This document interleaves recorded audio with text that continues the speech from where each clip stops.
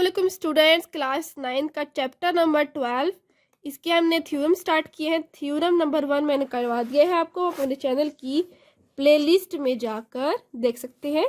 Class 9 का chapter number 12 आज हम करेंगे इसका थ्योरम नंबर 2 जो कि कन्वर्स ऑफ थ्योरम नंबर 1 है। हमने जो थ्योरम नंबर 1 किया था उसी का उल्ट है ये थ्योरम नंबर 2। ये भी बहुत इंपॉर्टेंट थ्योरम है, काफ़ी दफ़ा ये बोर्ड में आ चुका है। ठीक है, तो चले करते हैं इसको solve.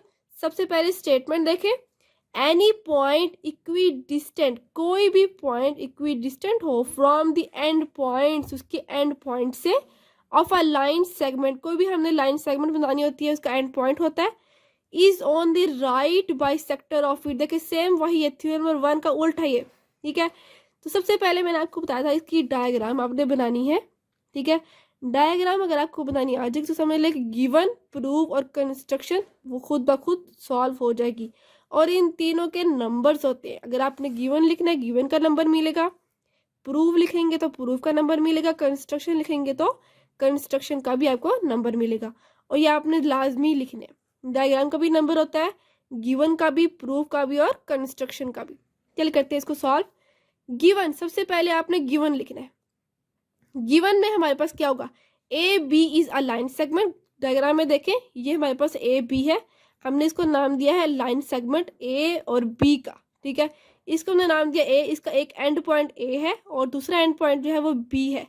A B is a line segment, point P is such that P A congruent है पी बी के। सिंपल, जो हमने थ्योरम नंबर 1 में प्रूफ किया था ना, सेम वही चीज का उल्टा है।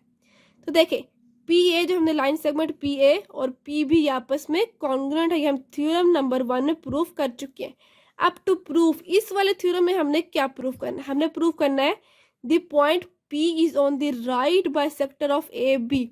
जो पॉइंट पी है वो ए बी का राइट बाइसेक्टर है, ये हमने प्रूफ करवाना है। चलिए करते हैं कंस्ट्रक्शन। आपने क्या करना है, सबसे पहले join P to C. P और सी को अपने यहाँ पे डॉट्स के साथ, स्केल के साथ लाइन लगा देनी है और सी जो है वो इन दोनों का मिड पॉइंट है। ठीक है, ए और बी का मिड पॉइंट क्या है, सी। तो कंस्ट्रक्शन में आपने ये लिखना है। अब चलते हैं इसका प्रूफ। प्रूफ में आपने क्या लिखना है, सबसे पहले स्टेटमेंट लिखनी है। स्टेटमेंट के साथ ही आपने इसकी रीजन बतानी है कि बताइए कैसे है। अभी देखिए सिंपल वही चीज, इन ट्राइंगल, दो ट्राइंगल है हमारे पास, ए सी पी और दूसरी ट्राइंगल है बी सी पी।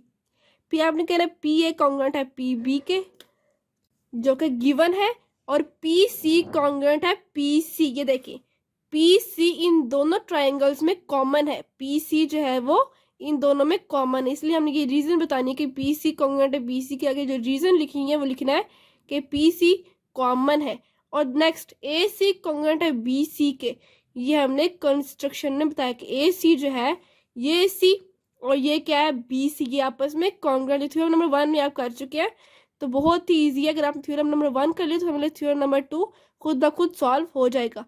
ए सी कॉन्ग्रुएंट है बी सी का, ये भी हम कर चुके हैं कंस्ट्रक्शन में।